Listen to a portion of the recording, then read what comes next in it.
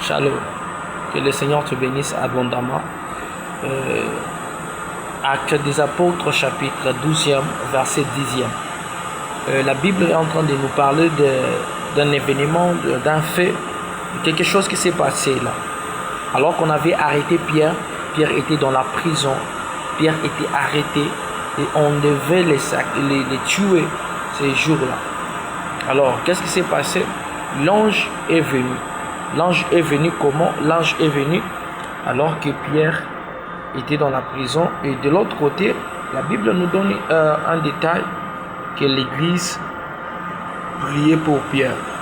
Alors, lorsque l'ange est venu, il a pris Pierre, vous connaissez l'histoire, mais il y a un détail qui me retient un peu. Et que ils ont passé avec l'ange. Pierre et l'ange sont passés la première porte, deuxième porte. La Bible précise bien la dernière porte.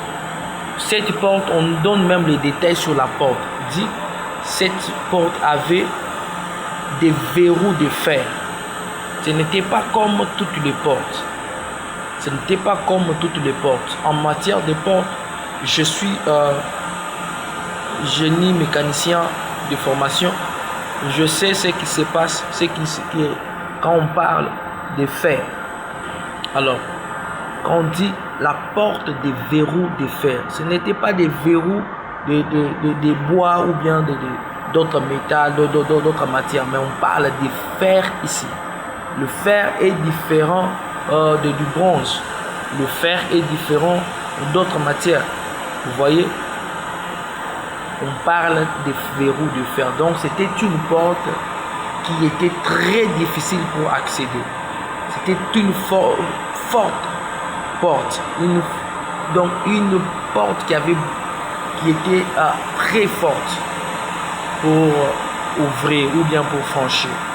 Mais la Bible dit cette porte s'ouvrir d'elle-même. Pourquoi la porte s'est ouverte d'elle-même? C'est ça la grande question. La première réponse est que parce que Pierre n'était pas seul. Pierre était accompagné par un ange. Alléluia. Ici, l'ange représente l'intervention de Dieu. Aussi, l'ange représente la présence de Dieu. Et cette présence, c'est une présence manifeste de Dieu.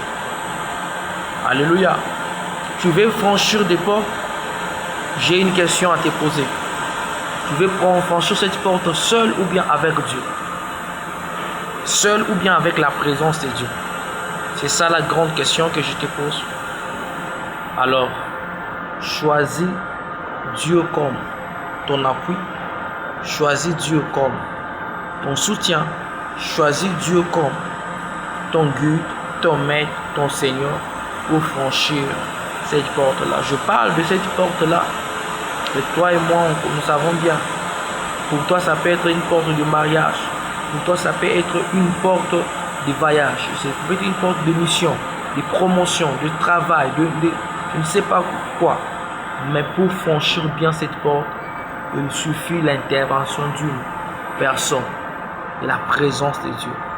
Alors je prie que la présence de Dieu t'accompagne. Que tu sois avec Dieu, que tu ne sois pas seul. N'est-ce pas, il est écrit, avec Dieu, nous ferons des exploits. Alors, en cette année, que Dieu soit avec toi, que Dieu marche avec toi, que la présence de Dieu soit ton apanage.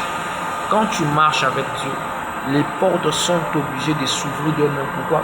Parce que tu ne marches pas avec n'importe qui. Tu marches avec celui qui dit un mot et la chose arrive. Celui à qui le vent obéisse.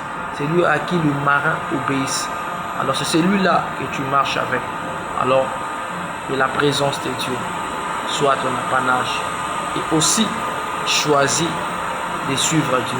Choisis d'avoir Dieu comme son appui. Choisis d'avoir Dieu comme son soutien, son maître. Et tu ne regretteras pas. Que Dieu te bénisse. Soyez bénis.